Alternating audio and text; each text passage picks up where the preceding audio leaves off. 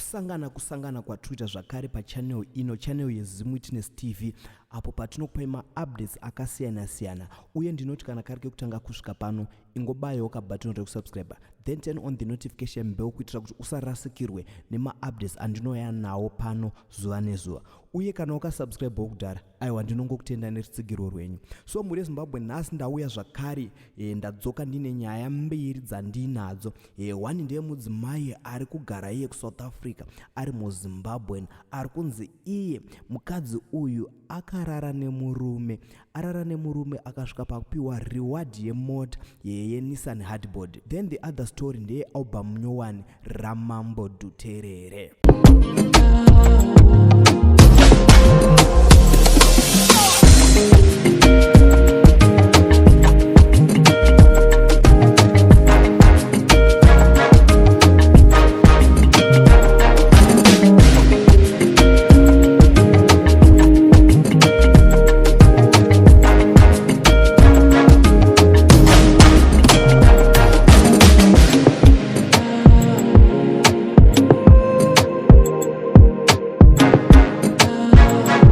So muri Zimbabwe nyaya ndayo nayo pano inyaya yemudzimai anova Zimbabwean socialite anonzi iye Kelly Queen B. Mudzimai uyu anonzi Kelly Queen B anonzi iye anogara muPretoria. Anonzi iye akapiwa a token of appreciation after afadza client yake panyaya dzebota apa, panyaya dzepabonde.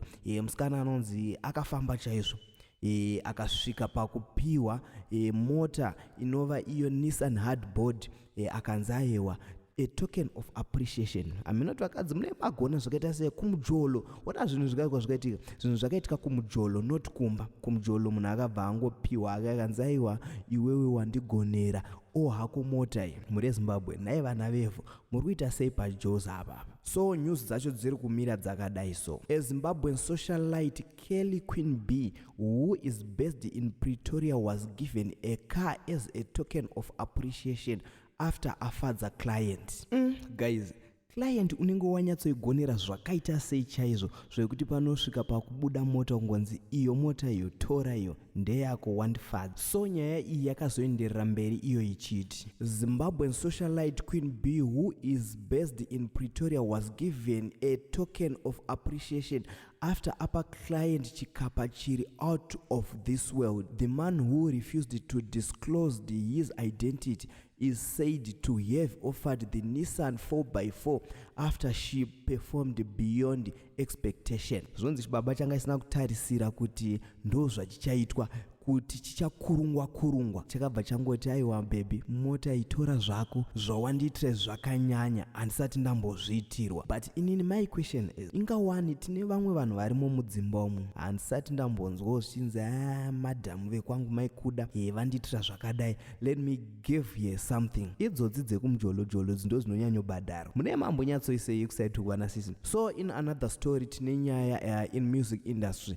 tine nyaya inenge inoti fadzei mafanzi aMambo Duterere, mafanzi edare guru. Tine post yataonawo Mambo Duterere vachinyorowo ivo kuti album rinonzi kudenga kuna Manuwere, date hatina asi robuda iro rinogore. So ndokunyora kwakaita iko Mambo Duterere paFacebook page pavo, pane post yavakaisa ivo vakamira naWinky D kuti vane album rikuuya iro gore rino, but date chero havana kutaura. So I think vanenge vane collab neGafa paalbum ipapapo, nekuti haungangonyore album kuti ndoda kuisa album. Ndapinda mucomment section maMambo Duterere ndikaona kuti aiwa people are happy, vanhu vari kufarira kuti Mambo vadzoka, cause Mambo vanenge vanga vane nguva vasina kuburitsa something. So mafans avo, pane mumwe anyora akati takamirira Mambo, mumwe akanyora kuti can't wait marova, then mumwe akanyora kuti hoyo Mambo tamirira,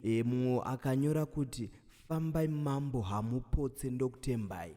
So zviuradzo izvo kuti aiwa vanhu vari kutonakirwa nechinhu ichichi chaMambo Duterere. Then the other one azonyurawo akati can't wait Mambo tanengura nzeve dzakumbodawo kunzwa muchidzvova pamike, voice renyu rinotisvitsa kudenga kuna Manuwere straight. Mambo Dhuterere vabva vawanikwa mucomment section vakapindura vakati ivo tichakatetekera mazwi kubva kuna dare guru kuna Manuere akasvika hawo ese kwasara confirmation. Zviri kungoratidzawo kuti Mambo Dhuterere nemafanzi avo zvanga zvasuwana. So mafanzi aMambo Dhuterere chimirirai chinhu chenyu chava kuda kutoibva.